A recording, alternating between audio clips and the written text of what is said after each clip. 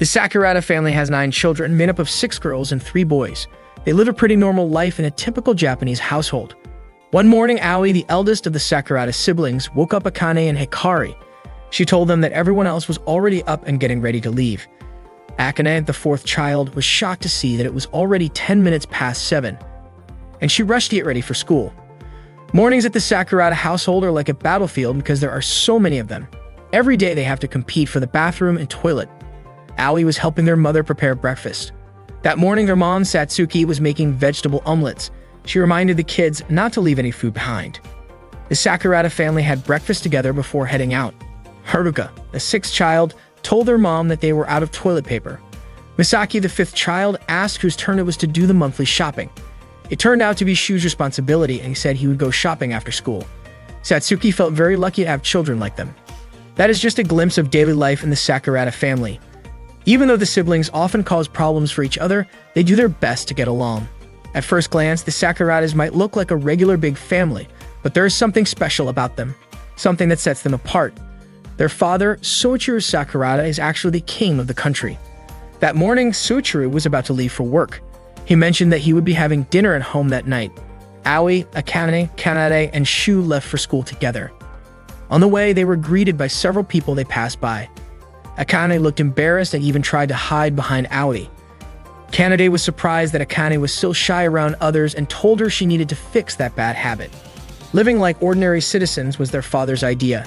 As king, he wanted his children to experience life as normally as possible. But that choice brought along its own problems. It turned out that the siblings were constantly being watched by surveillance cameras. The cameras changed locations every week. Akane was startled when a camera suddenly pointed at her. She did not want to be filmed at all, and she had even memorized the locations of every camera. The cameras were meant to protect the Sakurada children, but to Akane, the 2,000 cameras scattered across town were way too much. Kanade was amazed that Akane could remember all the camera locations. If she knew where they were, she would definitely use that to win over the public, especially since the Sakurada siblings were candidates for the next king. Akane could not understand why they even needed an election for the next ruler. That had been Soichiro's decision as both their father and the current king. He had announced that once Aoi graduated from high school, they would hold an election to choose the next monarch. That announcement came in April, and the election would be held the following March. Akane never imagined that their father would take it that seriously. Kanade and Shu picked up their pace because they were worried about being late. Aoi encouraged Akane to hurry up too, but Akane was still anxious about the cameras that kept focusing on her. Aoi offered to walk in front of her to draw the camera's attention away. Akane was confused because she had just found a safe path without cameras, but now one had been relocated there. Aoi reminded her that if she kept avoiding cameras, they would end up late. In the end, Akane had no choice but to use her flying ability to avoid being tardy. Every member of the Sakurada family had a special power, which was proof that they were part of the royal family. Akane's ability was to manipulate gravity on herself and anything she touched. While flying, Aoi asked if Akane could slow down because the wind had blown her skirt and her underwear had shown. They nearly fell because they were not being careful. That day in the Sakurada kingdom, Shiro, one of the royal advisors, scolded Soichiro for taking the crown outside the palace. Just imagining the crown getting lost gave Shiro a stomachache. Soichiro brushed it off, saying Shiro was always too anxious. He then asked how the children were doing. Shiro reported that Shiri had already arrived at kindergarten. Misaki, Haruka, Hikari, and Teru would get there in 5 minutes, while Shu and Kanade were expected in 10. Aoi and Akane might have used their powers, since the cameras could not track them. Soichiro reminded Shiro to keep an eye on the children. After that, Soichiro was ready to begin his royal duties, and the palace guards escorted a television crew inside for the scheduled broadcast. Meanwhile, the bell rang at Sakurada Royal High School. Akane had just arrived when her 2 friends came up to her. They knew mornings were always tough for Akane. For her, both school and home were the only places where she could escape from all the eyes constantly watching her. Before she knew it, classes were over, and her time enjoying school had come to an end. Karen commented that no one enjoyed school life more than Akane, and that was because her friends never treated her differently. To them, she was just a friend. Right then, Aoi came to Akane's classroom to pick her up. As soon as she walked in, Akane's classmates surrounded her. Aoi was popular wherever she went. That afternoon, Akane and Aoi walked home together. Akane told Aoi how amazing she was since people seemed to like her no matter where she went. Suddenly, they heard a girl scream. Someone had just stolen her purse. Akane immediately got ready to use her powers and chase after the thief. As she leaped into the air, she realized her skirt had flown up, giving the thief a clear view. Embarrassed and flustered, she kicked him on instinct. The police quickly arrived and arrested the thief. Moments later, a crowd of reporters surrounded Akane, asking her about what happened. Since she was extremely shy, she could not bring herself to show her face. The story about Akane catching the thief made it to the news that day. Back at home, Akane was completely mortified. Once again, she was on TV. Aoi tried to reassure her, saying it was a good thing. Their mother praised her too, saying it was important for people to get to know her. Shu agreed, especially since the election was coming up next year. Hikari was thrilled to see Akane on TV. The news also showed a public popularity ranking. According to the survey, Aoi was well loved by everyone. Kanade was also extremely popular, and surprisingly, many people were hoping Shiri would be chosen. The anchor mentioned that Akane's ranking would probably rise too, thanks to her brave actions. When Akane heard that, she got even more embarrassed. Apparently, the surveillance cameras had caught her entire stunt on video. Not long after, Soichiro returned home earlier than usual. He asked if any of the kids had plans for the weekend. Hikari got excited and asked if he was taking them somewhere, but Soichiro had a different plan. They would all be appearing on TV. That weekend, the entire Sakurada family was on television. They were going to compete in a game show and show off their powers. The game was a mission to save Dandy, a stuffed doll placed on a rooftop, watched by the entire audience. The Sakurada children had to collect as many dandies as they could and drop them into a basket below. Before the event started, a message from King Soichiro was broadcast. He encouraged his children to do their best so the citizens could get to know them. He also announced that whoever scored the lowest would have to clean the palace toilets. The kids were stunned by the punishment. Why did there have to be a consequence like that? But Akane actually preferred the idea of cleaning toilets over being the center of attention. They had 60 minutes to complete the game. Not long after, the event began. Terry was the first to move. His power allowed him to exceed human limits. He was basically a superhuman. Thanks to his ability, he climbed the building with ease. Unfortunately, something unexpected happened. The building he was climbing began to crack and he fell. Not long after, Hikari sprang into action. Her ability, known as the Hand of God, allowed her to control life itself. She could manipulate the growth of living things. She used this power to make a tree grow tall enough for her to reach the top of a building. Teru, seeing this, said she was amazing. Unfortunately, Hikari made the tree grow too tall, which made it hard for her to reach the rooftop. The tree would return to its original size within 24 hours. Kanade was surprised by what Hikari did. She then used her own power called the Creator or Gate of Heaven. She created several drones and sent them flying up to retrieve the dandy. Kanade knew that every item she created would automatically deduct money from her bank account. The drones collected the dandy and dropped it into her basket. At that point, Teru had earned 4 points, while Kanade had 5. Seeing that, Misaki got excited. Her power, called One for All, allowed her to create up to 7 copies of herself. She commanded her clones to go collect the dandy, and they climbed up using the emergency stairs. At the same time, Shiri was off on her own, admitting that she did not quite understand what was going on. Aoi came over and asked what was wrong. Shiri explained that the fire hydrant man gave her a shortcut, but she did not get it. Aoi asked what exactly he told her. Shiri replied that he said, "Freight elevator B2, go up to the 27th floor." Hearing that, Aoi understood it was a route. Shiri then asked how Aoi knew that. It turned out Aoi had been to that place before. Shiri's ability, called Soulmate, let her talk not only to animals but also to inanimate objects. Meanwhile, Aoi's power, perfect memory, or invisibility gave her an unshakable memory. She never forgot anything she had seen. That was when Shu decided to begin his run. His power transporter let him instantly teleport himself and anything or anyone he touched to wherever he wanted. Thanks to that, Shu was able to collect several dandies in no time. Haruka was determined not to come in last, so he started moving as well. His ability, Next Possibility, allowed him to see the most likely outcomes from a range of potential futures. He approached Akane and told her to stay calm. According to him, if she kept standing still, there was an 87% chance she would end up in last place and a 74% chance he would. But if they worked together, those chances would drop by 25%. Akane said she did not mind coming in last because she did not want to stand out any more than she already did. Besides, the punishment was just cleaning toilets. Haruka then asked if she knew how many toilets there were in the palace, and that if she did it, she would end up meeting a lot of people. After hearing that, Akane felt more motivated to join the race and confidently said she would come in 8th. Haruka invited her to team up with him.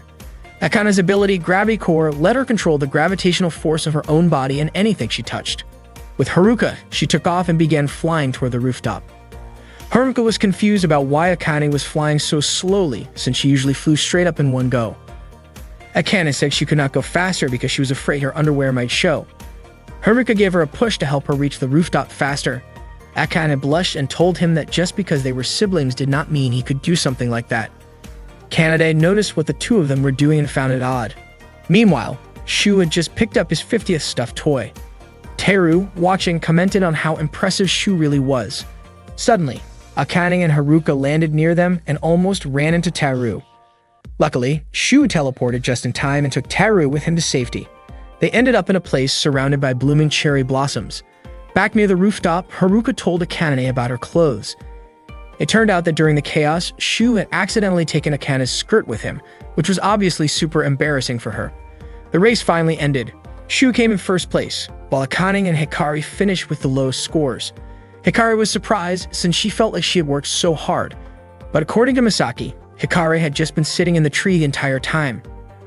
Next, the host announced the current rankings in the election to decide the next king. There were still 3 people who had not appeared in the top 3 yet. They revealed that Kanade was in 3rd place, Akane in 2nd, and Aoi had taken 1st place. Back at home, Akane could not stop thinking about the embarrassing moment during the race, specifically, what happened with her underwear. Even during dinner, she did not touch her food, even though their mother had made her favorite dish, steak. Saochuru reminded everyone that his children were born into the royal family, which meant they would always attract public attention. It might be a burden sometimes, but as members of the royal family, they had duties and responsibilities. They were symbols of the country, and also its source of hope. Saochuru admitted he did not yet know who would be his successor, but what he truly wanted was for each of his children to grow up with strength of heart. That day, their father brought the crown home again. Saochuru explained that he had already contacted the palace. Later that night, Akane sat quietly near the door, feeling down. Aoi came over and asked why she was sitting there. Akane confessed that she wanted to be like a dandelion blooming in the front yard, something quiet and unnoticed, because she no longer wanted to be watched or draw attention to herself. To Aoi, if such a path existed, then Akane was the one who should become king. That way, she might be able to get rid of the surveillance cameras and put an end to the royal family's news broadcasts. Hearing that gave Akane the confidence to aim for the throne, hoping it would allow her to live a peaceful life. That day, Akane and Hikari were cleaning the toilets as punishment for ranking low in the dandy catching competition. Hikari wondered why they had to do that during Golden Week, and Akane couldn't believe how many bathrooms there were in the castle. After finishing their chore, they had to prepare for a traditional pop-up concert at the Sakurada Castle, scheduled for the last day of the holiday. All of King Soichiru's children were present for the concert, and of course it was broadcast on TV. The next morning, all the Sakurada siblings got ready to resume their usual routines before heading to school. Even though they were members of the royal family, they lived like ordinary citizens, just as Soichiru had planned. That morning, Akane greeted Kanade and Misaki, who were brushing their teeth. Kanade reminded Akane that there was a student committee meeting that day, which would be attended by class representatives from every grade. When Kanade was about to leave, Akane asked why she was heading out so early. Kanade explained that she didn't want to walk to school with Akane, since going with her would take forever because Akane always tried to avoid the surveillance cameras on the way. As Kanade stepped outside the house, a woman greeted her and asked why she was up and out so early. Kanade said she had a student council meeting to attend since she served as the vice president. The woman commented that it must be a tough job, but Kanade replied that she actually enjoyed doing it. Soon after, Akane ran to catch up, wanting to go to school together. They eventually walked together, although Kanade warned Akane not to cling to her like a ghost. She also asked Akane to stop her bad habit of avoiding the surveillance cameras, which were just doing their job. Akane said that if she became the next monarch, the first thing she would do is get rid of those cameras. Kanade asked if she was really serious about becoming queen. She admitted that Akane might actually be capable of doing it, but pointed out that being queen would only bring her more attention. Kanade said she was sure that she herself would be the one to become queen. Akane begged her, saying that if Kanade ended up on the throne, she should promise to eliminate the cameras. Deep down, Kanade also wished she could escape all the constant surveillance, but with so many cameras around, she couldn't risk showing her bad side. As they passed by a guy who greeted them, Akane looked visibly panicked and embarrassed. Kanade found it hard to believe that someone as shy as Akane could be a class representative, but it turned out Akane knew almost everyone at school. Kanade then said Akane should try to get to know everyone in the entire country. That way, maybe she would feel more at ease. Akane laughed, saying that was impossible, especially with how many people lived in the country. Kanade asked again how Akane even became the class representative. Akane explained that every group needs someone to mediate, but no one else wanted the job. Plus, being the class rep allowed her to keep an eye on everyone. And when someone had a problem, they would naturally turn to her for help, and wasn't that something she should respond to? Kanade was impressed. Even though Akane's personality didn't seem suited for it, she really did have the qualities of a royal family member. Out of nowhere, Akane asked Kanade to make a limousine using her special ability, so they could go to school in style. Every member of the royal family had their own unique power. Kanade's ability was creating objects out of nothing, but the cost of the item would automatically be withdrawn from her bank account. Kanade replied that Akane was basically just asking her to buy a limousine. Akane realized what that meant and then suggested maybe a dragon or a flying carpet instead. Kanade was stunned and asked if Akane had any idea how expensive it would be to create a dragon. Kanade instantly took out her phone to check the stock market. Akane told her she didn't need to be so anxious about money. She then asked Kanade how much money she had in her bank account. Kanade casually said it was about the same as the national budget. Akane was completely shocked when she heard that. All the way to school, Akane kept clinging to Kanade, which made their classmates comment on how close the two seemed. Akane wondered why Kanade always looked so cheerful in front of others. She knew Kanade was passionate about the upcoming election, but she felt that Kanade didn't need to worry so much about how people saw her. Kanade then asked if Akane was actually talking about herself. Kanade really wished Akane would stop talking so much, but she needed to tell her off without damaging her own image. Kanade asked Akane to let go of her hand, which she had been holding onto the whole time. Unfortunately, Akane refused. She knew that if she let go, Kanade would definitely run away from her. Kanade said there was no way she would do that and insisted that suddenly running off in front of everyone would be way too embarrassing. Trusting her words, Akane finally let go, only for Kanade to immediately sprint away. Akane chased after her, and both of them eventually got tired and stopped in a narrow alley. Kanade was surprised that Akane didn't just fly to school. Akane explained that if she flew, her underwear might show. According to Kanade, if she didn't want her underwear to be seen, then maybe she should just take it off entirely. At that moment, Akane spotted a cat crossing the street while a truck was speeding toward it. She quickly flew up to rescue the cat, and the truck nearly hit her. Thankfully, Kanade managed to create a tall wall that stopped the truck just in time. Kanade immediately hugged Akane and reminded her not to be so reckless. After all, she only had the body of an ordinary girl. The truck driver came over and scolded them. Kanade apologized, explaining that Akane had flown without thinking and caused the problem. The driver then realized that the two girls standing in front of him were actually members of the Sakurada royal family. Thankfully, Akane and Kanade made it to school on time. It had taken them a while to get there since they had to remove the wall Kanade had created earlier that morning. The wall had been made from material that absorbed shock. Akane was surprised that Kanade made it so big. Akane apologized for making Kanade spend money and asked how much it had cost to make that wall. Akane insisted on paying her back and said she would look for a job.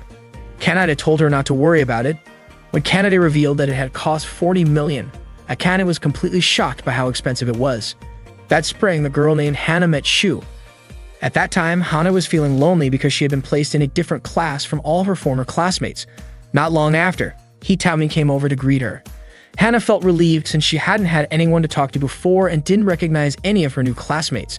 Hitami told her that one of their old grade school friends, Yuji, was also in that class. Hana immediately approached Yuji and said it had been a while since they last met. Unfortunately, Yuji didn't remember her. He even called her by the wrong name and thought they had been classmates in 6th grade, but in fact they had only shared a class in 4th grade. Hana realized it was probably because she had moved away back then, and it wasn't likely that Yuji would remember her. She had only returned to the city the previous year. Soon after, Shu came over to say hi. Surprisingly, he still remembered her. Hana was so touched that she started crying. Shu even remembered that they had been in the same class back in 4th grade. Seeing Hana cry left Shu confused, and Hitami instantly hit him on the head for making Hana cry. After school, the Sakurada siblings gathered to draw lots for their weekly house chores. Akane asked if Shu could take care of the grocery shopping instead. She said she was fine doing other tasks like cleaning, laundry, and cooking. Akane didn't like going shopping because there were too many surveillance cameras watching her. Misaki responded that if that was the case, then Akane should handle all the other chores aside from shopping. However, Aoi reminded everyone that they had already agreed to support each other, so the tasks needed to be divided fairly.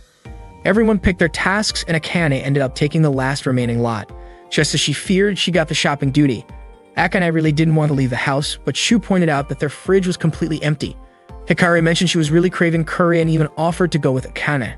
Still, Akane said she just couldn't bring herself to go outside because of her hatred of being filmed. Hikari found it strange, especially since Akane had already been caught on camera before and had drawn a lot of attention. Akane insisted that she never intended for that to happen and didn't want to do anything embarrassing in public. To Hikari, though, it was already too late to worry about something like that, especially since, according to her, Akane's underwear had probably already been shared all over the internet. That only made Akane even more frantic, and she became more determined not to step outside. Seeing her like that, Shu offered to switch chores with her, but only on one condition. Akane had to wear her ponytail higher for 1 whole month. Akane said the kind of hairstyle didn't suit her and pointed out that the chore assignments only lasted for a week. Eventually, she agreed to the deal but asked if it could be just for 3 weeks instead. Shu accepted her counteroffer. The next day, Hana was waiting eagerly for Shu in class, wondering what kind of conversation they might have that day. She was completely caught off guard when Shu suddenly showed up right in front of her. Surprised, she let out a loud shout, which startled Shu so much that he accidentally spit out the milk he was drinking. He quickly apologized, while Hana couldn't help feeling happy that Shu had finally looked at her and spoken to her. Hitami, however, was annoyed by the scene and scolded Shu. Hana rushed off to the restroom to clean her hair and face. She couldn't believe Shu had actually looked at her for so long earlier.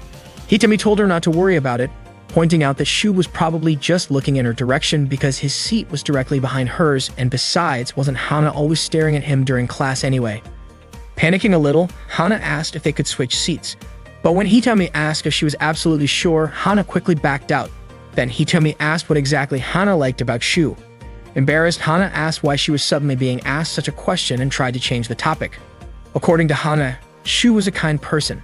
He had once lent her an eraser, complimented her new bangs, and hadn't forgotten about her. Though, as Hitami pointed out, she had done all those things too. Hana responded that maybe, just maybe, she liked Hitami as well. Hitami accidentally pushed Hana in Shu's direction. As she bumped into him, Hana felt oddly calm when she caught his scent. Shu was confused and asked what Hana was doing. She quickly apologized and said she had tripped. Then she asked if he was hurt. Shu said he was fine, and that made Hana feel relieved. She apologized again before running off. Shu then turned to Hitami and asked if Hana always acted that formal. He also noticed that she never looked him in the eyes when they talked. Later that day, when classes were over, Hitami asked Hana if she wanted to walk home together. But Hana said she felt like she had forgotten something important. After thinking about it for a moment, she realized she hadn't said goodbye to Shu. She rushed off to find him, only to see that Shu was already leaving, with a girl walking beside him. Hana couldn't help but wonder who the girl with twin tails clinging to Shu was. That day, Shu was walking home with Akane. Akane had tied her hair higher than usual, just like Shu had suggested earlier. Meanwhile, Hana was secretly following the two of them. She overheard Shu saying that he did not mind walking home with that girl every day. Hana assumed the girl was Shu's girlfriend, so she kept tailing them. She also heard them chatting about shopping and dinner, which led her to think they might be living together. Shu encouraged Akane to get more used to the environment around them. Since they were part of the royal family and seen as national symbols, they would always be in the public eye. He believed Akane should be proud of being part of the royal family and begin settling into that role. Akane started to understand his point. After all, she was a member of the royal family too. Still, Shu wasn't asking her to change overnight. Hana couldn't quite catch all of their conversation, but from a distance, it looked like their bodies were pretty close. At that moment, Shu noticed that someone was following them. He grabbed Akane and quickly led her into a narrow alley. Hana ran after them, only to be shocked when she suddenly came face to face with Akane. Akane immediately recognized Hana as one of Shu's classmates. Shu then stepped out and asked why Hana had been following them. Hana, clearly flustered, struggled to come up with an answer. Shu asked if there was something difficult to say. Stammering, Hana finally admitted that she liked Shu and was worried about him. Shu didn't expect that and said he was really happy to hear how she felt. Unfortunately, he explained that he needed to focus on the upcoming election and was busy trying to come up with strategies to prevent Kanade from becoming the next monarch. Akane was surprised to hear that Shu was actively trying to stop Kanade from winning the throne. Hana then asked if it would be okay for her to wait until the election was over, even though it was still a year away. She said she didn't mind waiting. Shu promised that he would definitely give her an answer when the time came. Hana was touched and thanked him, visibly moved by his response. Akane suggested that Shu walk Hana home, saying she could head back by herself. However, Hana declined and chose to go home on her own. As she walked away, Akane asked Shu why he didn't go after her. Shu replied that Hana was stubborn and might just end up causing trouble if he did. He also added that Akane was pushing herself too hard by insisting on going home alone. Akane seemed a little sulky during the walk back and Shu apologized. That night, Hana talked to Hitomi on the phone and told her what had happened.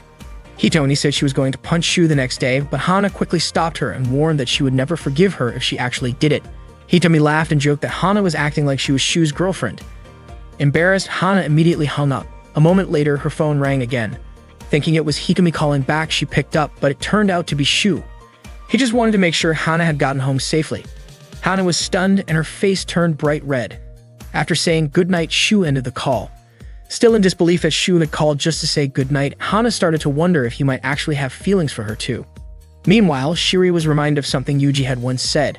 Yuji was surprised that Shu remembered Hana at all. But according to Shu, there was no other girl as genuine as Hana. Yuji couldn't quite understand Shu's perspective, which turned out to be more thoughtful than he had assumed. He hadn't expected Hana to have grown more refined either. Shu explained that Hana was just like any ordinary girl, and there was a calm, down-to-earth quality that naturally radiated from her. He felt that Hana hadn't changed at all since their days in grade school. That night, before going to bed, Akane couldn't stop thinking about Shu possibly dating Hana after the election. She still didn't understand why Shu was so against the idea of Kanade becoming the next monarch. The thought of the upcoming election left her feeling uncertain and overwhelmed. That day, Ikari went to school with her two friends. When they saw a poster of the king candidates, her friends said they were definitely going to vote for Hikari. At a glance, she looked just like any ordinary grade school student, but in reality, she was a member of the Sakurada royal family and one of the candidates for the next king in the upcoming spring election. According to the previous rankings, Aoi was the most popular among all the siblings, followed by Akane in second place and Kanade in third. Hikari was ranked fifth. She had even been beaten by Shiri. In Hikari's opinion, a king should look dignified, stand out, and be popular. She was confident that she would definitely become king. That weekend, Akane was surprised to find that it was her turn to go grocery shopping again, even though she really didn't want to leave the house. Hikari said she was craving curry. Akane was extremely anxious about the surveillance cameras outside as she stepped out, but Hikari told her it was pointless to worry, since her underwear had already been broadcast all over the country anyway. Kanade asked if anyone was planning a campaign. Teru and Hikari admitted they were thinking about it, but Kanade didn't see them as threats. Akane disagreed because she felt Hikari had been putting in real effort. Hikari believed that if she got serious and used her ability, gathering votes would be a piece of cake. She was sure the public would love her mature charm, which she could showcase thanks to her ability to temporarily manipulate the growth of living beings. Misaki reminded everyone that the effect only lasted for 24 hours. But Kanade pointed out that everyone already knew Hikari was just 10 years old, so altering her appearance was meaningless. After all, she was only changing how she looked, and Kanade warned her not to try attracting people's attention based on appearances alone. Hikari was puzzled and asked if Kanade wasn't the one who cared a lot about her own looks too. Hikari confidently said that in the future, her chest would be much larger. Kanade, however, said that shape was more important than size. Still, Hikari insisted that size was what really mattered, and she claimed that Shu had told her so. Shu quickly denied it. Hikari asked Akane what she thought, but after noticing Akane's flat chest, she apologized right away. Kanade mentioned that Aoi's lack of interest in the election could be an advantage for the rest of them, but Aoi herself might not see it that way. Kanade suspected that if Aoi got serious, she'd be unbeatable. She also believed that Aoi didn't entirely agree with the idea of becoming king and would probably do something to hurt her popularity. Akane was curious and asked what kind of thing could damage Aoi's popularity. Kanade jokingly said like eating Akane's pudding without asking. Akane replied that something like that would just make her mad, not lower anyone's popularity. Then Hikari urged Akane to hurry up and go shopping and offered to go with her. The two of them walked out together. When they noticed a security camera, Hikari thought it might be a good chance to get some attention. But Akane stopped her from taking that route. She warned Hikari that the public wouldn't appreciate it if she was only trying to show off.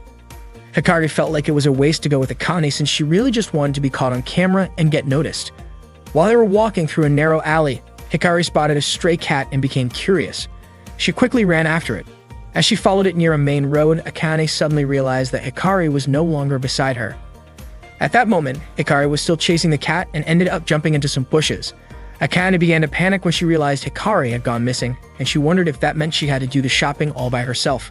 Summoning her courage, Akane decided to ask someone nearby if they had seen Hikari, but the person she spoke to seemed frightened, likely because of Akane's intense way of speaking.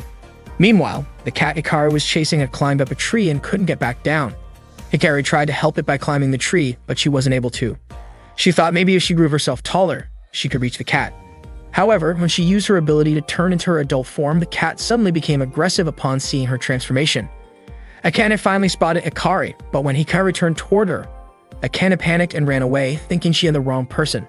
Hikari called out, confirming that it was really her. Akane quickly invited her to go shopping, and although Hikari wanted to join, the clothes she was wearing had become too tight because her body had grown. When they returned home, Shu didn't recognize her at all.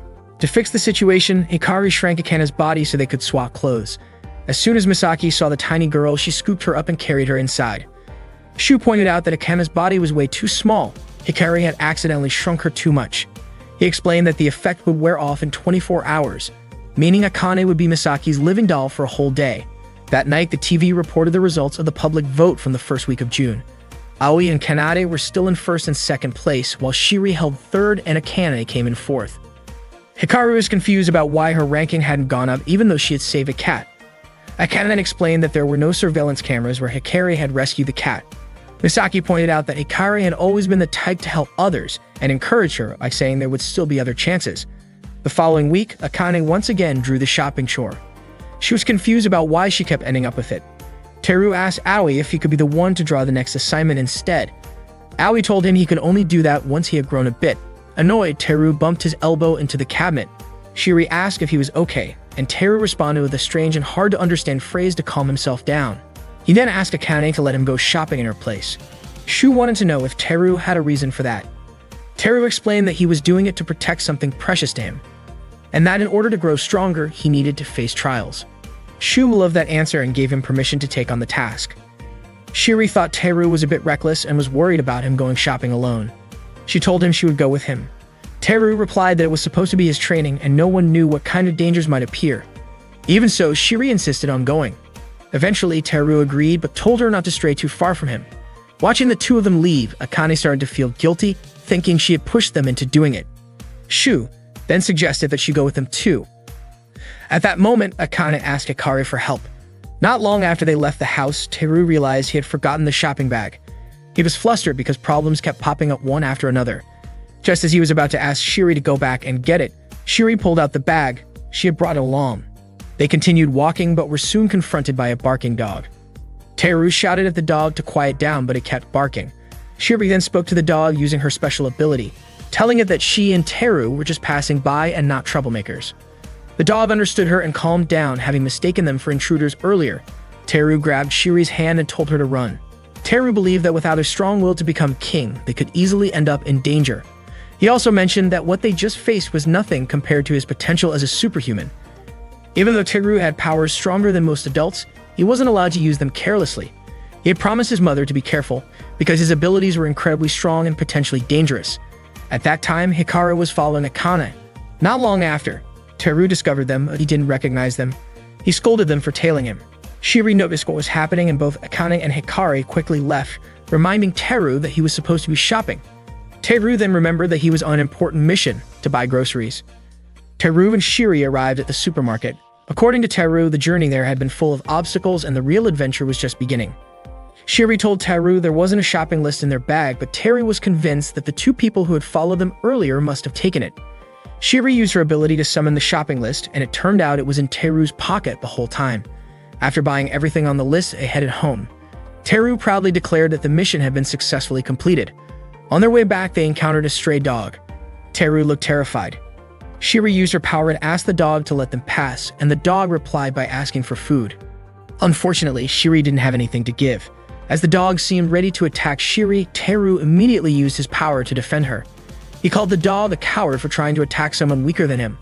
Although Teru had promised their mother that he wouldn't use his powers recklessly, he had made up his mind that if anyone ever tried to hurt Shiri, he would break that promise to protect her.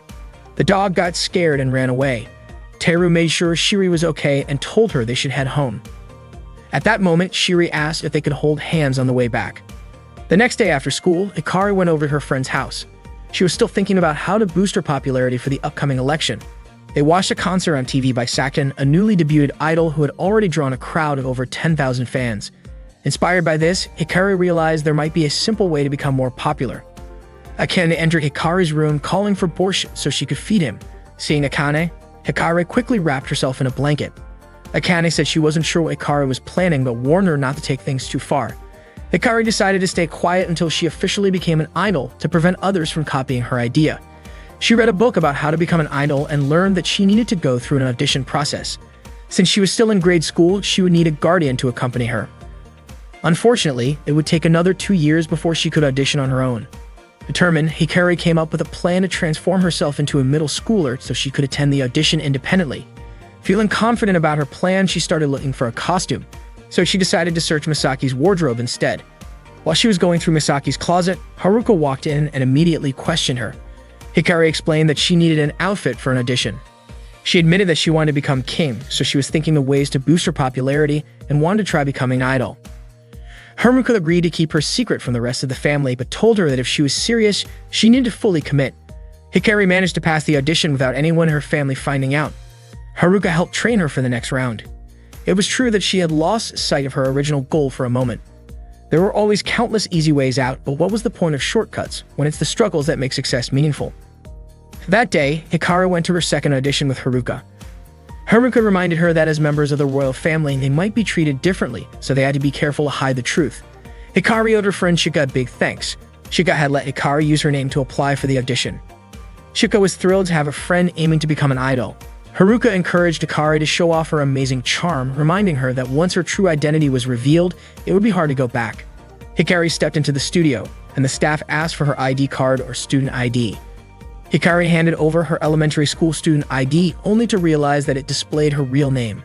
The audition staff didn't recognize her as a member of the royal family, but the real issue was the fact that it was an elementary school ID. The staff mentioned that Hikari looked older than expected, and they suspected that there might have been a mistake during the photo review process. The audition panel apologized, explaining that they weren't recruiting grade school students at the time. Hikari left the studio and told Haruka what had happened. Technically, Haruka could have posed as her guardian to help her apply for an audition specifically for grade school students, but he chose not to mention that option. Instead, Haruka suggested they go home and told her that even in the face of failure, there's always a light shining through. While Haruka went to the restroom, Hikari waited for him at the park. Not long after, a man approached her. He introduced himself as Kuji and said he worked in production. He asked if Hikari was interested in becoming an idol. Hikari excitedly said that she was. Kauji studied her face and said she had a positive aura. Intrigued, Hikari decided to go with Kauji to his studio. When Haruka returned from the restroom, he noticed that Hikari was no longer there. At Kauji's studio, Hikari showed off her talent. Kauji's superior even praised him for discovering someone as promising as Hikari. Soon after, Sakshin appeared. Hikari recognized her immediately and told her that she wanted to become an idol just like her. Kauji asked Hikari if she was truly serious about becoming an idol. Hikari responded with enthusiasm. Kauji then said he needed to speak with her guardian and asked her to contact them. But it turned out that Hikari's phone was still with Haruka. Earlier during the first audition, Hikari had given her phone to Haruka so it wouldn't distract her. Kauji then asked her to give him her home phone number, but she couldn't remember it, so he suggested going straight to her house. Hikari agreed and even invited Sakshin to come along, though Sakshin declined because she had a recording session that day. As they were leaving the studio, Haruka saw Hikari. She told him that she had just been scouted by an agency.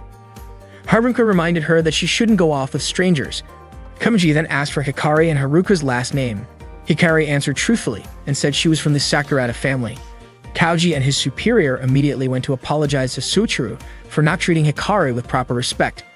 Kauji explained that he saw a natural idol aura in Hikari and sincerely asked for Soichiro's permission to let her become an idol. Soichiro agreed. Hikari was overjoyed and proudly said her father was amazing. Hikari made her debut under the stage name Sakuraba Light. She hid her true identity and presented herself as a middle school student. Kanade found it curious. Most people try to look younger, but it was rare for someone to try to appear older.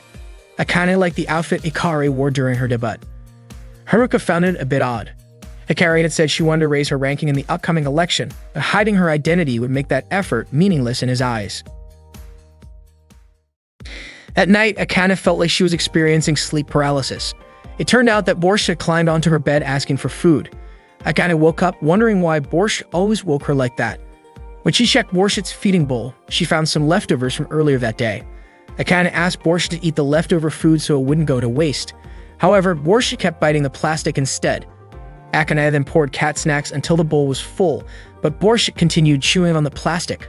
The next morning, Akane asked Shiri to find out why Borscht was biting the plastic bags. Using her ability, Shiri tried to understand what Borscht wanted. It turned out that Borscht was very grateful they had taken him in when he was lost, but he was eagerly waiting to see what kind of food the royal family would give him. Unfortunately, Borscht was very disappointed, saying the food there was even worse than plastic. Finally, Akane understood what Borscht wanted. That morning, Akane was running late on her way to school, but luckily, she still made it to class on time. Karian greeted her and mentioned that Akane had always been diligent, and it was okay to be late once in a while. Akane said she actually aimed to have perfect attendance at school without any absences. Unexpectedly, Akane's classmates were shocked because she wasn't wearing a skirt that day. The classmates thought this was unusual, and in that unlikely situation, everyone started questioning their own normality. As a result, they all began doubting the reality they were experiencing. No one dared to say it out loud because they believed it was a form of social psychological reaction and a negative feedback loop. Yet, if they could live peacefully without thinking about it, that would also be a kind of happiness. Karian also wondered if this situation was really something worth showing off, but the problem was that it involved Akane. If Akane suddenly realized it, she might die from embarrassment. Karian was actually surprised that Akane hadn't noticed yet. She wondered if Akane did it on purpose, because if so, Akane's taste in clothes would definitely become the talk of the town. If Karian, as her best friend, had done that to her, Akane would probably be hurt and shocked. Karian was confused about what she should do. Seeing Karian deep in thought, Akane asked what was wrong and suggested Karian share if she had a problem. Karian was surprised that no one had talked about it and wondered if maybe everyone thought it wasn't strange at all. At the same time, two male students were talking about Akane not wearing a skirt. Hajime overheard this and asked if they were sure Akane wasn't wearing one. They weren't certain, but it was possible Akane was wearing a super mini skirt because they couldn't see clearly. So Hajime concluded that they hadn't confirmed what exactly was under Akane's skirt. This meant not only was it possible that Akane was wearing a skirt, but she could also be wearing nothing at all. Meanwhile, Kanade heard from a friend that there was a rumor Akane was walking around without a skirt. Kanade didn't immediately believe it, especially since Akane was easily embarrassed and wouldn't do something like that. Kanade wasn't worried either, confident that Akane could handle anything that happened. However, Kanade accidentally bumped into a wall, which was a sign that she actually was concerned about Akane. At the same time, Aoi also heard the rumor from two of her friends.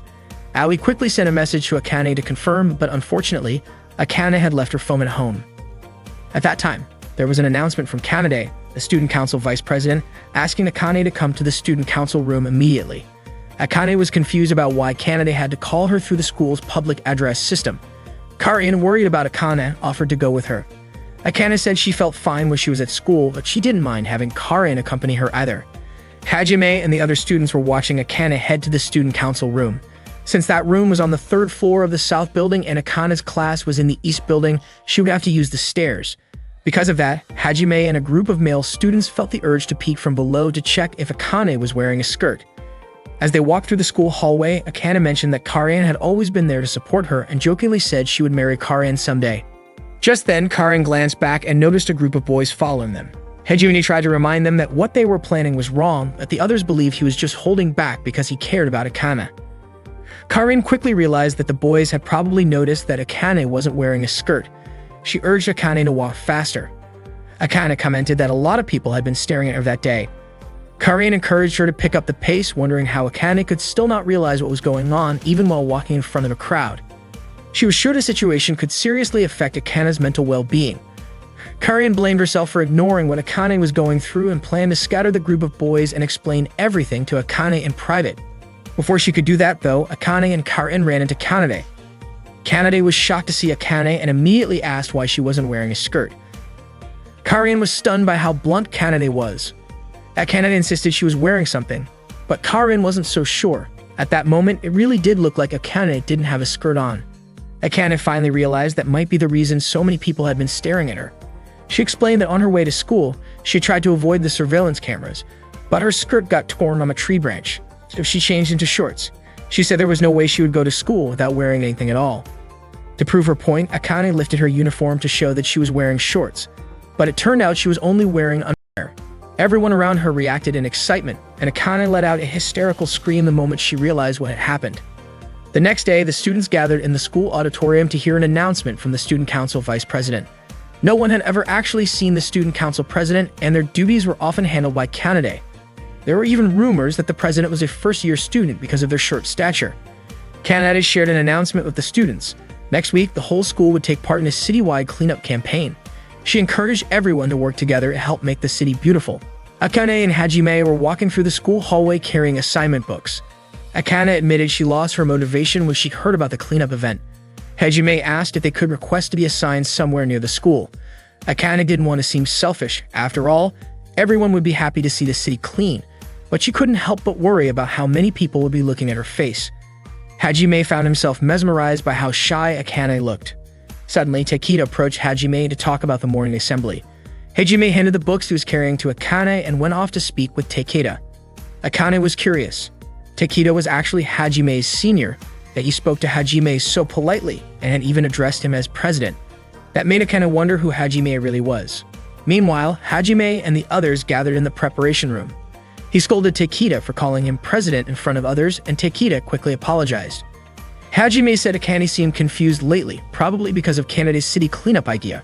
His friend suggested speaking up about it to the student council, but Hajime told them not to. He believed that making a fuss might end up backfiring on them. Instead, he said he would take care of it himself. Hajime went to see Kanade in her classroom. Kanade's classmates assumed Hajime was there to confess his feelings. Yuji then told Shu that someone might be planning to confess to Shu's twin sister. Shu watched to see who Kanade was talking to and referred to Hajime as president. Yuji was confused by Shu's words, but Shu told him not to worry about it, saying it was nothing.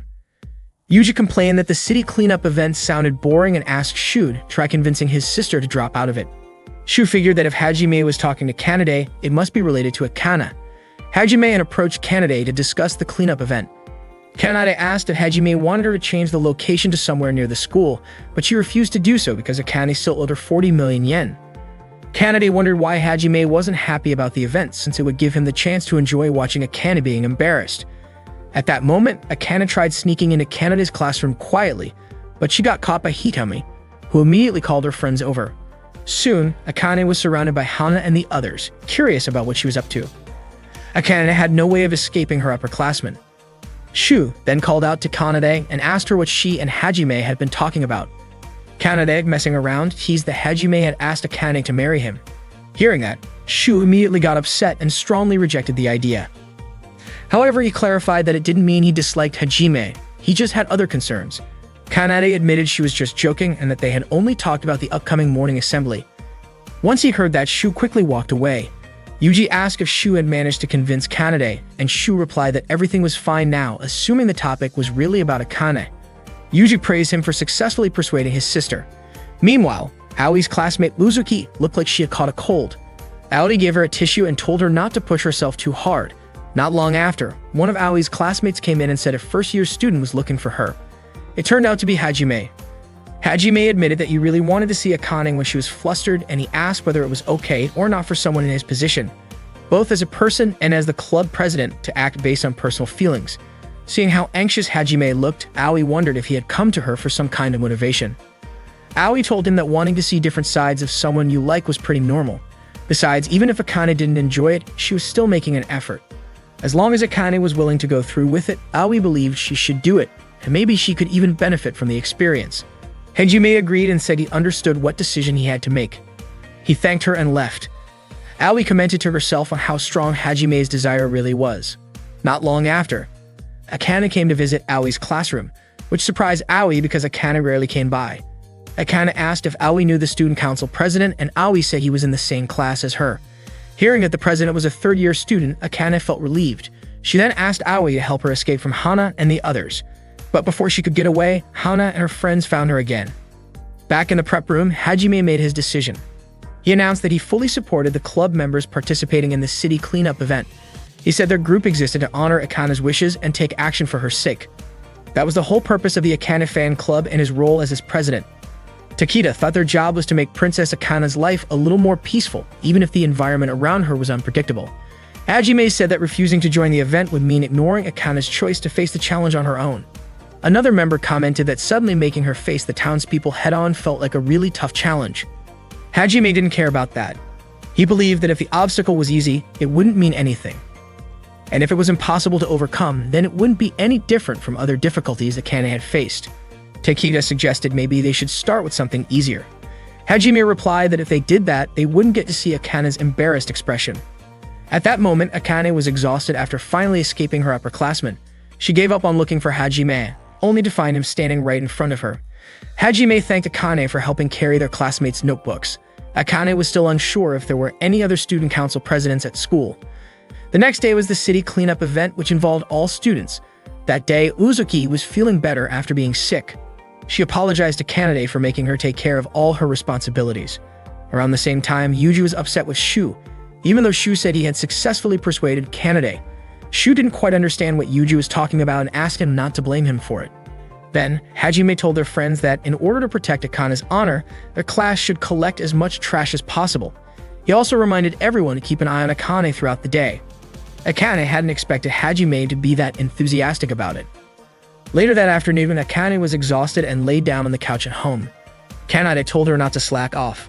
Akane replied that it was Kanade's fault, explaining that she was mentally drained from being constantly watched by so many people.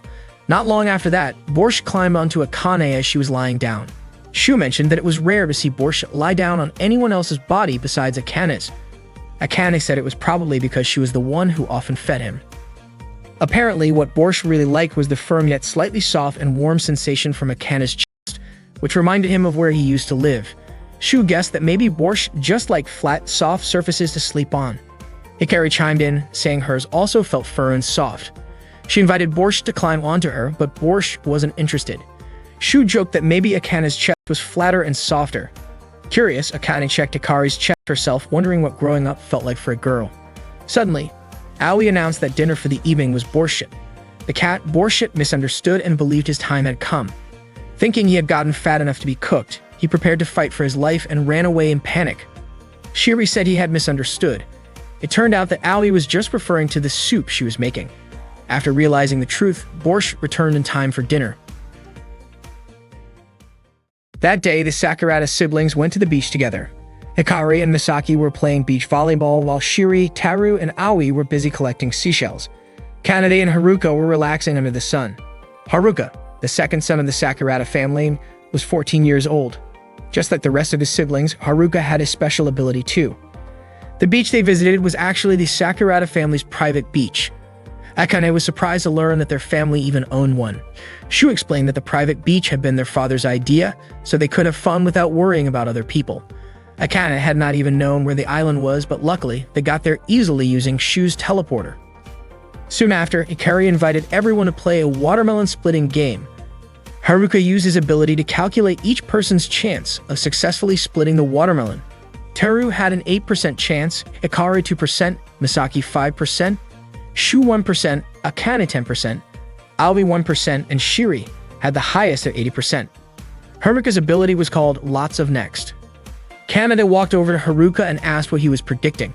Haruka told her he was calculating their chances at the game, and that Kanade's probability was 50%. Kanade was surprised when she heard Shiri's was 80%. She asked Haruka if that meant it was not guaranteed. Right then, Teru took his turn, and sure enough, he failed. Hikari went next but missed the watermelon completely. Still, she looked cheerful. Seeing that, Shu said that Hikari did not have to force herself to act like an idol. Misaki's turn came next, but she ended up accidentally throwing the stick toward where Haruka was sitting. When it was Akane's turn, Hikari, Teru, and Misaki tried giving her directions, but they only confused her, and she ended up missing as well. Shu's swing came really close but still missed. Aoi also failed, just like the others. Then came Kanade's turn. She suspected that everyone was failing on purpose just to make Shiri happy.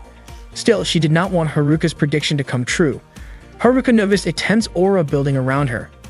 Kanade walked up confidently, ignoring the voices around her giving directions. Her odds were pretty good at 50%, but Shiri still had the highest chance. Haruka thought that logically, Shiri should be the one to split it. Kanade positioned herself at the perfect distance, and her hit landed right on the watermelon. But to everyone's surprise, it did not split. Finally, it was Shiri's turn. If she failed, they would have to start over again from Taru. As she stepped forward, everyone began cheering her on. Haruka also hoped Shiri could do it, but he remembered that even Kanade's strong hit had not been enough. Then something strange happened. Shiri heard the watermelon speak. It claimed it was tougher than most and did not believe she could split it. Shiri suddenly felt sorry for the watermelon. She believed it must hurt whenever someone tried to hit it. She apologized and admitted she could not do it. The watermelon was touched by her kindness. No one had ever said something nice to it before. It told Shiri it did not mind if she tried. In fact, it asked her to hit it as hard as she could, so she could enjoy the moment. Shuri said again that she could not, but the watermelon gently insisted. It wanted her to have fun and said goodbye, saying it was happy to have met her. Shuri gently tapped the watermelon. Haruka was shocked. Kanade said that kind of hit would never work. But then, the watermelon split perfectly clean. Shuri picked up a slice of watermelon and greeted it. But Watermelon said it had no regrets about living its life as a watermelon. After they finished enjoying the fruit, they decided to play volleyball. Shu reminded Akane that having fun was fine, but she should not go overboard. Akane was actually curious about something she saw in the distance, but Shu told her not to pay attention to it. At that moment, the volleyball bounced far away and Hikari asked Akane to go get it. Akane ran off and Shu tried to stop her, but she kept going until she crashed into a wall. Everyone was shocked. Apparently, Haruka had already calculated that there was a 90% chance Akane would hit the boundary wall. Akane, confused, asked about the wall. Shu explained that it was not a southern island at all, but rather an artificial beach built on a vacant lot. Hikari, Misaki, and Teru were all stunned. Misaki asked if Shu had intentionally tricked them. Shu explained that if they all went to a real beach together, it would have been a nightmare for the security team. Hikari, annoyed, told Shu that if he was going to trick them, he should have done a better job. Shu tried to calm them down, assuring them that the sand and the water were real. Hikari then realized he was telling the truth. Akane said that Shu did not need to keep it a secret. As long as they could all have fun, the fact that it was fake did not matter. Shu apologized, saying all he wanted was for his siblings to enjoy themselves. Akane admitted she had a good time. Right then, Hikari, Misaki, and Teru began hitting the boundary wall out of curiosity. It turned out the wall was quite sturdy, like the kind used in TV sets. Not long after, the wall collapsed, revealing that the beach was actually just a setup on a vacant lot next to a road. Passers-by were shocked to see them standing there in swimwear. Akane was mortified when Hajime and Takeda saw her and she screamed in panic. That night, Akane entered Haruka's room and was shocked to see a photo of herself in a bikini had ended up online. Haruka initially thought the girl in the background of the picture was Misaki, but then realized it was Akane. They both yelled out in surprise. Haruka asked when Akane had gotten behind him. Akane said she had just entered his room. Haruka asked if she had seen the photo, and Akane admitted that maybe she had mistaken it for something else. Haruka asked if she had knocked before coming in. He expressed that he did not like it when people entered his room without permission. Feeling guilty, Akane quickly apologized. She asked Haruka not to make excuses. Haruka then tried to explain the photo. He said it was actually a picture of Akane's lookalike, but Akane did not believe him. She was confused about why Haruka had not told her. From her point of view, if someone was talking about who saw the photo, it meant that person might be using it inappropriately, which she found unacceptable, especially from a sibling. Haruka reassured her that such a thing would never happen. Akane was taken aback and told Haruka to stop reading her mind. Akane pressed him about what the photo really meant and why he had kept it from her. She threatened to call Misaki to tell her everything, but Haruka quickly stopped her. He admitted that he could not tell anyone about it, but he also thought it was not something Akane needed to worry about. He asked her to forget what happened. Still feeling upset, Akane warned him again that she would call Misaki. Haruka started to panic, realizing it could be a big problem if Misaki found out. He considered that maybe it would be better if he explained everything himself. Just then, Misaki suddenly entered Haruka's room, catching him off guard. Haruka explained the photo to Akane. He said that since Akane rarely goes online, she might not know about one of the fan websites dedicated to the Sakurada family. On that site, there were several photos of Akane, and Haruka admitted he had already asked for Akane's pictures to be taken down. He went on to explain that the fan site was created by people who were genuinely enthusiastic about the Sakurada family. Most of them used images taken from TV, uploaded them, and spent time chatting about Akane. The site was considered a form of entertainment by the state, so it was tolerated. However, Haruka figured Akane wouldn't like it because it was embarrassing, so he decided to keep it a secret from her. Akane asked what the fans were saying about her. Haruka replied that they were talking about how cute she was and how they admired both her visible traits and the ones that weren't so obvious. Hearing that, Akane felt like she could never step outside the house again. The next day at school, Misaki was checking her schedule. Her activities for the day included dodgeball club, futsal club, cooking club, tea ceremony club, assistant for the drama club, shoji club, and modeling for the art club. Misaki mentioned that even though it was summer break, her clones were still full of energy. Misaki, who is Haruka's twin sister, has the all-for-one ability, which allows her to create 7 identical clones of herself. She made her clones carry out the day's packed schedule. Meanwhile, Misaki's task for the day was an interview for the school newspaper, focusing on the girls in the Sakurada family. Aoi had originally asked Misaki to take her place because she was busy with student council duties that day. Kanade also wasn't available and apologized for the trouble, and Akane had flat-out refused and begged Misaki to understand. Misaki's clone in the tennis club was named Yuniko, and she had a short temper. The one in the drama club was called Levi, who was jealous by nature. Inari, who joined the shoujo club, was known for being greedy. Boo-Boo in the cooking club had an insatiable appetite. Belle, the one who modeled for the art club, was lazy. Shora in the tea ceremony club had an overly flirtatious personality. And Leo, who played futsal, was arrogant. At that moment, Misaki was being interviewed. She shared that Aoi and Kanade were both reliable at home, while Akane always seemed to be glowing whenever she was there because she felt truly comfortable at home. The interviewer then asked if Misaki's older sisters were amazing people. Before she could answer, all of her clones suddenly appeared and announced they had finished their club activities. They barged in, creating a loud commotion. These clones represented different sides of Misaki's personality and had unique skills. They were often asked to help with various club activities. During the interview, they began interfering, saying the interviewer's question lacked depth. After the interview was finally over, Misaki found Haruka in the library and said she wanted to go home early. Haruka told her to go ahead since he was still reading. Misaki teased him, saying he didn't need to act shy. She knew he had been waiting for her. Then she grabbed his arm and said she had already done a lot that day. Someone from the cooking club mentioned that Boo-Boo had eaten so much again and hoped Misaki could help next time too. Her teammates in the tennis club also thanked her, saying that thanks to Yuniko, they had been able to make a comeback and score 3 points. They also asked if they could borrow Yuniko again in the future. Misaki told them that Yuniko would be free next week, so they could use her as much as they wanted. They called Misaki something like a clone manager. Her friends in the futsal club praised Leo for having a great kick, and Misaki felt genuinely happy she could help. Almost every club had asked for her assistance. Misaki admitted that she was willing to help all the clubs since she had no other responsibilities. One of her futsal club mates mentioned that Misaki's older sister was well known for her achievements back in middle school, proving that the Sakurada family could always be relied on. That same friend even said the future of the school clubs rested on Misaki's shoulders. But Haruka thought it wasn't just the future of the school clubs, the whole country's future rested on her as well. Later that day, when Misaki and Haruka got home, Akane told them that Shetoe was coming over and asked for Misaki's help again since Aoi and Kanade had returned yet. Misaki agreed without complaint, but when she got to her room, she was surprised to find out she had to go through another interview. She didn't think there was anything she could do except answer questions, and that frustrated her. She felt they were pushing too much onto her. Haruka noticed how suddenly Misaki's mood had shifted. He asked if she wanted him to walk her home. Misaki responded that he was supposed to go home with her anyway. Deep down, Misaki was upset because people always praised her older sisters, and the only thing they ever seemed to admire about her was her clones.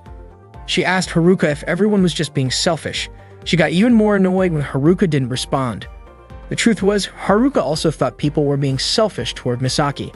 Since he wasn't really listening, Misaki called out her clones to vent. Haruka was stunned that she actually did that. The clones started showing up, and instead of listening, they began trying to invite each other to play.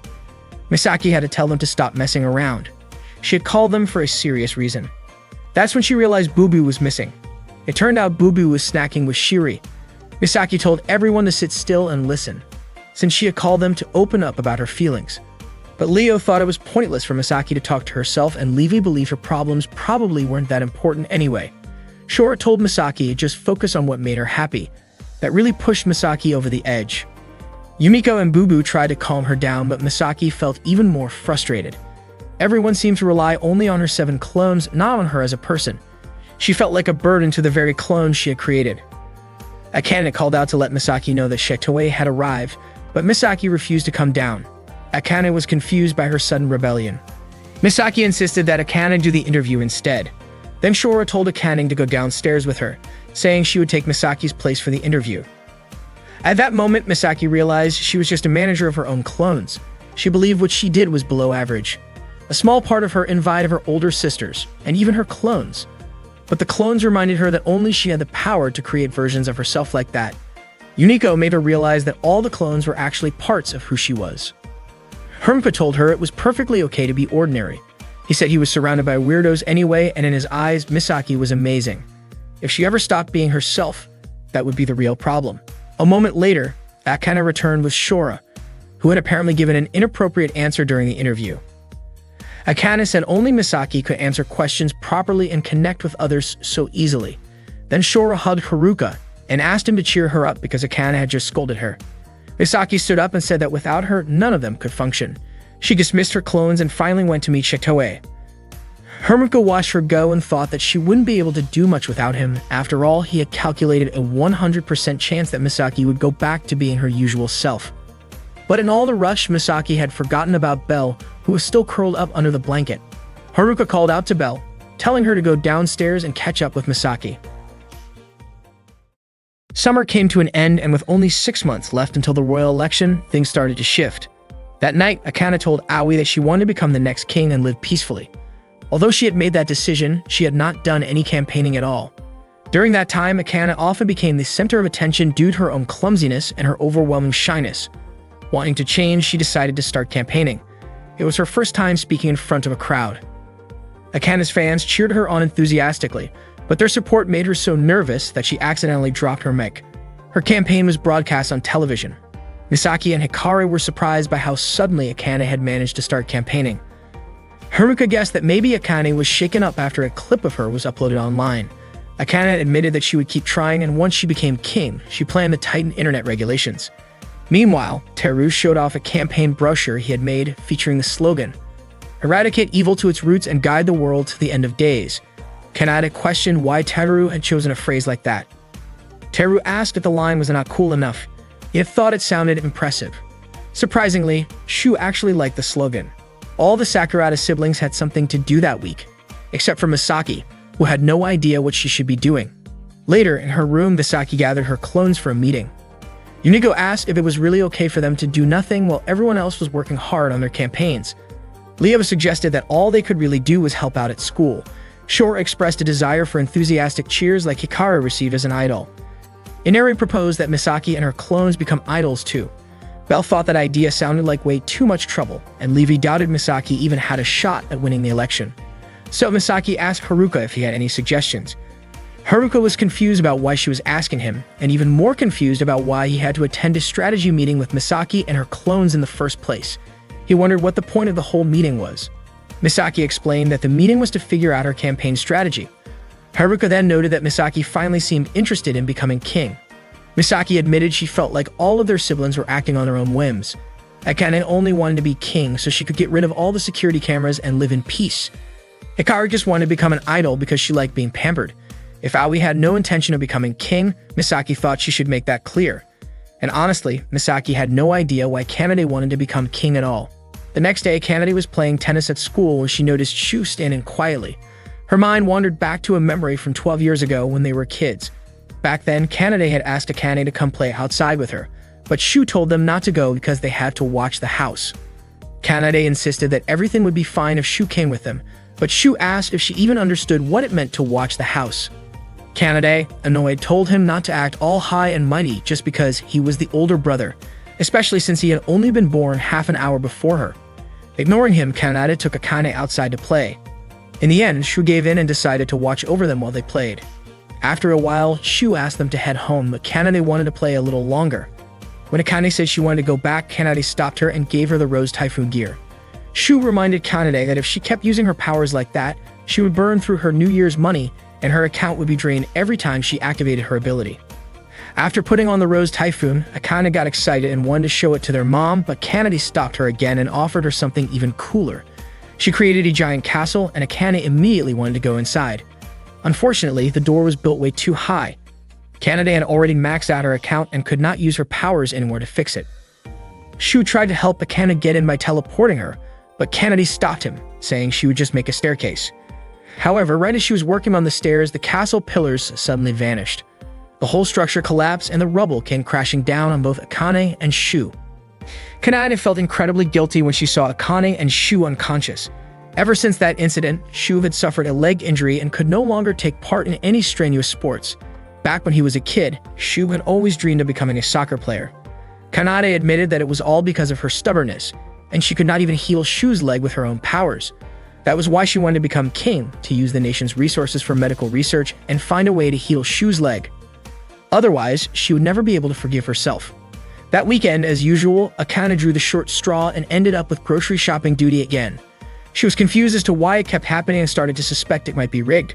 Eventually, she realized that maybe this was a challenge she needed to face in order to become king, and she decided to overcome it. Misaki asked Shu if he was preparing anything for the election, and he admitted that he still had not found a reason to become king. That day, Misaki and Haruka went out together. Misaki was still thinking that she had to win the election. While they were out, they saw Hikari, who had taken on the role of police chief for the day. Haruka commented on how well Hikari handled her new responsibility. Meanwhile, Teru was giving a speech in front of a crowd, though he was still being assisted by Shiri. Watching that, Haruka laughed and said it was hard to tell who was actually doing the talking. At the same time, Kanade was attending an event where she was given an award for her work as a special advisor to a sports foundation that had been promoting youth health since spring. Haruka realized then that Kanade was truly serious about preparing for the upcoming election. Misaki held another meeting and Yumiko was still questioning why Misaki and the clones were doing nothing while everyone else was busy preparing for the election. The clones tossed around ideas. Maybe they should become idols instead, or maybe there was no rush since Misaki herself had not done anything yet. Misaki insisted she was not in a hurry, but they were running a campaign for themselves. What she did not like was their attitude, which showed no real concern for the people. Haruka was confused by those words coming from someone who had not done anything either. His comments stung a little, and he apologized. Misaki wondered why Haruka was taking their older sister's side. According to Haruka, even if Misaki said the country came first, she could not be a real leader if it meant completely sacrificing herself. He explained that their sisters were not ignoring the country, they were just trying their own way, and it was up to the people to decide if it was right or not. So Misaki did not need to take issue with that. Misaki argued that a king was supposed to rule the nation, so obviously, the one who became king should be someone who prioritized the country above all else. Haruka asked if Misaki could truly do that. She answered confidently that she could, but Belle called her out and said that was not true. Belle believed that Misaki was just unhappy that Haruka kept siding with her older sisters and that deep down, she did not really have a strong sense of justice. She was just jealous.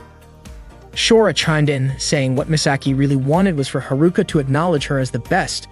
In reality, she was no different from the rest of their older sisters. Misaki had just realized that her reason for wanting to become king was just as selfish as theirs. Haruka believed that Misaki already had what it took to be king because she cared about others and was not fighting for herself, but for those around her. He reminded her that no matter what her reason was, she had to fight for it. Misaki finally understood and promised to give her best in the election. She also asked Haruka to help her, and he agreed. Haruka encouraged Misaki and the clones to give it their all. Haruka realized that everyone changes little by little. They start thinking about things they never considered before and doing things they couldn't do in the past. He suspected that their father might have nominated all of his children for the election so that before they entered society, they could reflect on themselves and improve. Boo-Boo looked excited just from hearing that pudding was coming, and sure enough, Shu came home bringing pudding. The next day, Kanade spent time playing with the kids at a kindergarten. She joined in all the games they played there. At one point, a little kid was drawing something and Kanade asked if the drawing was of the kid's mother. But it turned out the child had drawn Aoi and said they would vote for Aoi in the upcoming election. That made Haruka realize that Aoi's popularity couldn't be underestimated, even children adored her. When he got home, he saw Akane collapse on the sofa, clearly exhausted. Aoi explained that Akane had been very enthusiastic about her campaign lately. Apparently, Aoi and Shu had been supporting her earlier, with Shu helping Akane teleport, and Aoi genuinely hoped that all her effort would boost how people saw her because she knew just how hard Akane was working.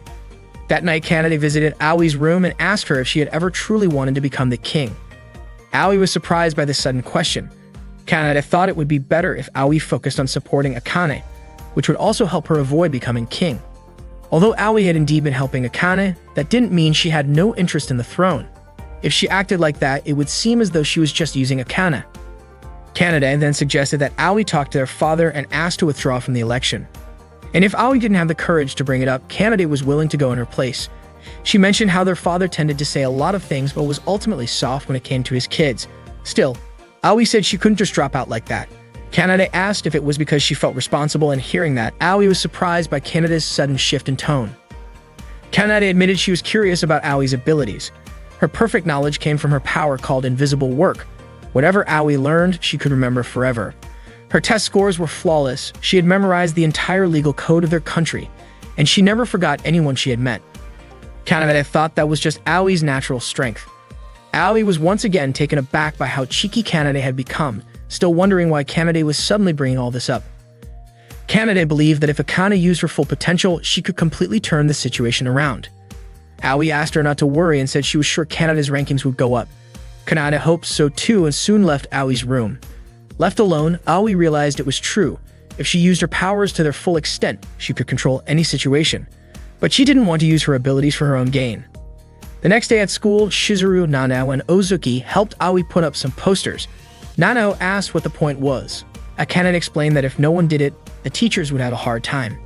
As Aoi and her three friends walked through the hallways, every student stared at them, awestruck by Aoi's presence.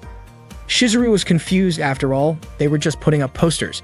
Yet the students looked at them as if they were leading a parade. Nanao commented that back in grade school, when the four of them used to hang out, everyone would also stop and stare. There was once a woman who compared them to Momotaro, a character from Japanese folklore who was helped by a monkey, a dog, and a bird on his journey.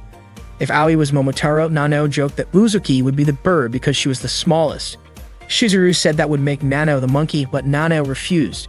Hearing that, Aoi offered to be the monkey instead. Right after that, Nanao and Shizuru started fighting over who got to be Momotaro. That little moment reminded Aoi of something from middle school. Nanao had once told them about a puppy that licked her fingers. Shizuru, curious, asked how the puppy did that and wanted Nanao to show them. Of course, Nanao refused. But when Aoi asked, Nanao agreed without hesitation. And whenever Aoi asked the three of them for help, they always said yes without question. At that time, Aoi was puzzled as to why her friends would obey everything she asked them to do. Even on her way back to school, she still didn't understand it. When she happened to meet a man on the street, she asked him to stand on one hand and bark, and to her surprise, he actually did it. After a medical examination, it turned out that Aoi's ability wasn't perfect knowledge as she had thought, but rather something called absolute order, a power that compels anyone she commands to follow her instructions.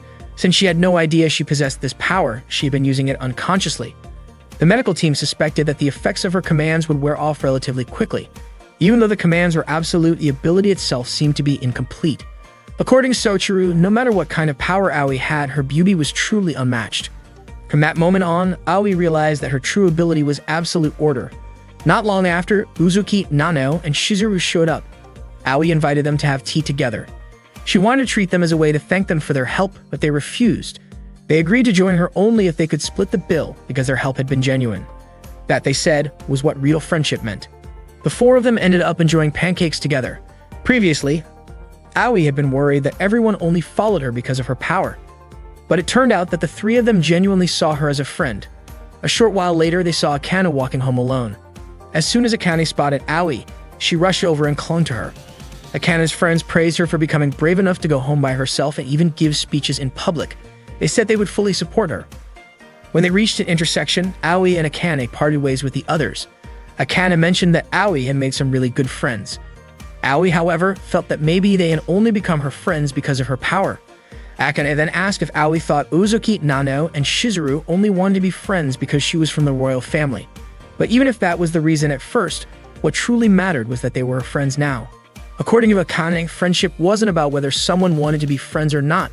It was something that naturally formed. Aoi had met the three of them back in grade school. At the time, she had sincerely asked them to be her friends, and they had accepted right away. That day, Sochuru assigned several of his attendants to check the condition of every room in the house, starting from the living room, bathroom, and toilet, all the way to the attic and the basement. As a king, Sochuru constantly worried about his children's well-being. Before leaving, he instructed his staff to make sure every corner of the house was in good condition. At that moment, Kanade asked who those attendants really were.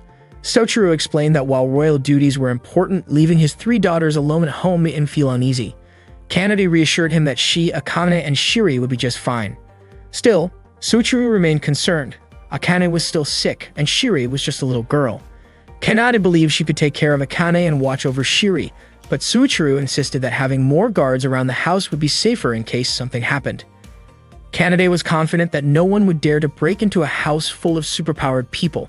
However, not long after, Sochuru went as far as contacting the Royal Air Force Security Unit. Satsuki, his wife, was also surprised by how overly cautious her husband was.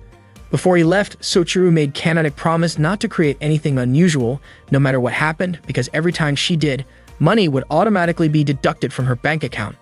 Kanade urged her father to just go already.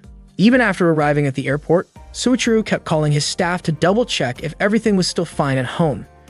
Satsuki reminded him not to worry so much, saying that Kanade, Akane, and Shiri would be okay. She believed Kanade had changed and had grown into someone reliable. Back at home, Kanade was chatting with Shiri in the living room. She said their father was going way overboard and worrying too much. Kanade planned to check on Akane, but she didn't want Shiri to come along because she was afraid the little girl might catch Akane's illness. So Kanade made her way to Akane's room, and on the way, she suddenly heard Akane screaming. It turned out Akane had screamed because a new character in the book she was reading had just died. Kanade was startled and quickly urged Akane to get some rest before her fever got worse. She checked Akane's temperature and realized her condition had gotten more serious, so she began preparing some medicine. Akane commented on how kind Kanade was being that day. Kanade said she was always kind. Akane told her she didn't have to act nice when outside the house. In her opinion, Kanade could easily win the election just by being herself. Kanade replied that beating Aoi wouldn't be possible unless she acted like a noble and pure-hearted person. Kanade then placed a cold compress on Akane's forehead and told her to get some sleep. When Kanade stepped out of the room, Shiri was already waiting to ask how Akane was doing. Kanade said that Akane had taken her medicine, was resting, and seemed to be feeling a bit better. Shiri was happy to hear that. Shiri then asked if Akane would get hungry when she woke up. Kanade suggested they cook something together while waiting. When the food was ready, Shiri had a taste and thought it was delicious. Kanade said once Akane ate their cooking, her fever would surely go away. After they finished cooking, Kanade went back to check Akane's temperature again and found that her fever had gotten even worse. She started to feel really worried seeing Akane suffer like that. She even thought about creating a medicine that could cure all illnesses. But then she remembered her father's warning, not to invent anything strange, or she would risk running out of money. Still, Kanade couldn't stop worrying about what might happen to Akane. Akane told her she was overreacting, that it was just a normal fever, and she would be fine with regular medicine and enough rest. Kanade was about to use her powers anyway, but Akane stopped her. She even threatened to force herself out of bed if Kanade went through with it. Kanade apologized and told Akane to get more sleep. Unexpectedly, Shiri had been listening from outside the room and came in after hearing the commotion. Seeing that, Kanade warned Shiri not to get too close to Akane because she might catch her illness. But Shiri didn't care. Instead, she gave Akane a gentle kiss on the cheek and said it was a healing spell to help her get better. Akane felt really happy, and Kanade asked where Shiri had learned something like that. Shiri said their mom and dad did it too. After that, Kanade and Shiri did house chores together, took a bath together, and then Kanade read Shiri a bedtime story. Once the story was over, Kanade told Shiri to go to sleep, but Shiri wanted to stay close to her a little longer. That night, Kanade let Shiri stay up late with her, and not long after, they heard a noise. Kanade quickly checked on Akane in her room but did not find her there, so she figured Akane must be in the bathroom. At that moment, Shiri hoped Kanade would be okay. Not long after, Akane showed up and came over to Shiri.